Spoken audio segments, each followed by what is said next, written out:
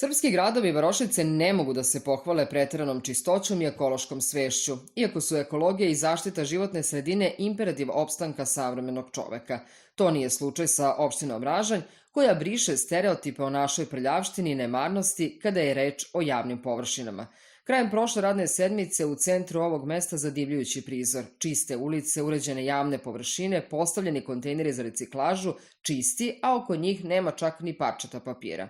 Klupe u glavnom ovdašnjem parku zaštićene od vremenskih neprilika, oko njih opet nestvarno čisto, nigde papira niti otpadaka. Isto to se odnosi na travnate površine i to tako već godinama, možemo reći i decenijama. Posebne zasluge za ovakvu čistoću pripadaju građanima, pre svega predsedniku opštine Dobrici Stojkoviću, koji je sve to osmislio. On je 2005. godine, videvši da je Ražanj jedna vrlo neuredna opština na ekološki niskom nivou, predložio i sa ostalim vodećim ljudima lokalne samouprave pokrenuo procese koji su dali rezultate. A kako to radi Stojković?